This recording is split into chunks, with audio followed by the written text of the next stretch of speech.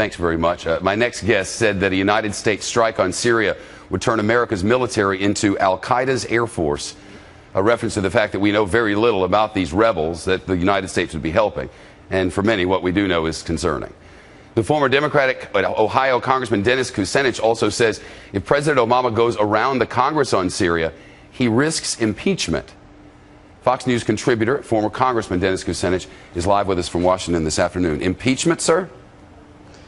Well, the Constitution makes it very clear that the president has to come to Congress to get approval to go to war. Now, he's doing that, but we've seen some scuttlebutt that if Congress defeats the president's intention to go to war, that the White House might do it anyway. And what I've said is that would be a very clear case for a violation of the Constitution, which would put this president in danger of impeachment. I don't think the country needs that or wants to go through that, which is all the more reason why Congress should vote against going to war and send a clear message to the president that they are listening to the American people, overwhelmingly are rejecting going to war, entering into a civil war, creating the potential that this thing could spread throughout the region and engulf the region and bring in players from all over the world. Well, let's talk about the specifics of your fears of spreading. This one scenario which the White House will not entertain, will not discuss, is if the weapons move from Syria to Hezbollah in the south of Lebanon and Hezbollah takes a strike of some kind at Israel, you've suggested we not only have a new scenario there, but potentially even more. Well, we have to be concerned that as the tensions ratchet up in the region, the opportunities for miscalculation become much more possible, and Israel could pay the price.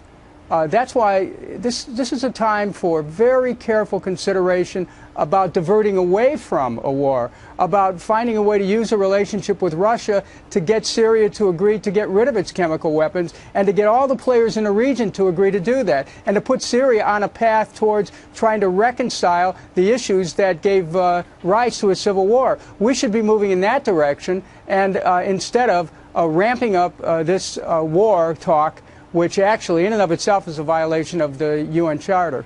How big are you concerned that a conflict might become? Well, you start to look at historical antecedents. I mean, years ago I stood at the place where Archduke Ferdinand was assassinated in Sarajevo. And it doesn't take much to bring nations into conflict if all the precedents are already there. You have conflicts going on throughout the region that we would enter into potentially a war. And you have major players who stand behind the various contestants in a regional war. We cannot take the risk. This is about risk. Why would we risk a wider war? Why would we risk our military and their families? Why would we risk our national treasure? Why risk America itself? There's very little upside to this and a whole lot of downside. And if the world can't come together and find a way to deal with this issue of weapons of mass destruction without creating more destruction, then we've shown the argument against our capacity to evolve. Help me lift the veil for a curious public. Who's pushing for this? What lobbyists in Washington are pushing this? Well, you know, I would say that there's certainly war contractors who would benefit. You've seen some of those stocks start to go up. There was an article posted today which suggested that some of the members of the Senate who voted positively have been blessed in the past with a substantial amount of campaign contributions from people in that industry. There's certainly various ideological groups at work.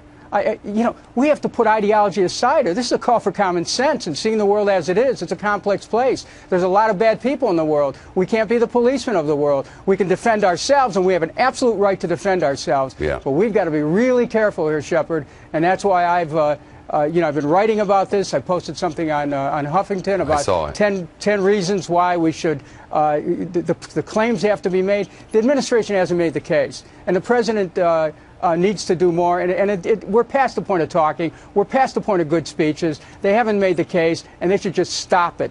The American people feel very strongly about this. You've said this began with foot in mouth, and the rest has just gone to facilitate fixing that. We can't have wars for vanity.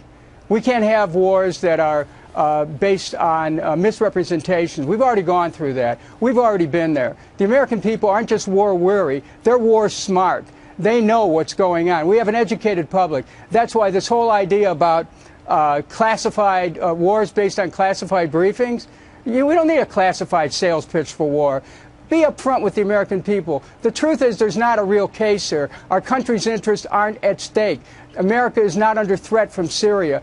Syria hasn't threatened the United States. We need to work with the world community and come to a resolution. We can't just say, well, you know, China and Russia disagree with us. We have to work with China and Russia and coming to a point of all the security issues, of clarifying and resolving security issues. I want to know who else is pushing this. Where is the Saudi prince on this matter with specifics, please?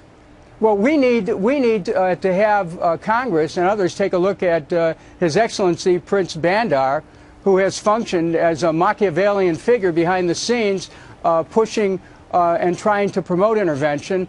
Story is that he met with the Russians to try to get them involved in exchange to back off from their support for Syria in exchange for an oil deal. Look, this isn't about the United States interests. There are shadowy interests behind the scenes who don't care about America. This is about, if we love our country, we have to recognize there's real danger here. Whether you're a Democrat, Republican, or Independent, whether you're liberal, conservative, doesn't matter. This is about what's right for America. And this war is not right for America. And the American people know it. They know it instinctively. They don't have to depend on phony experts or people who go behind closed doors and come out and say, oh, we got to go to war. No. American people know what's right. That's why, by and large, they reject this call for war, and I think they're going to keep rejecting it no matter what President Obama says on Tuesday night to the nation. Former Democratic Congressman and Fox News contributor Dennis Kucinich. Sir, it's nice to talk to you. Thank you so much. Thank you.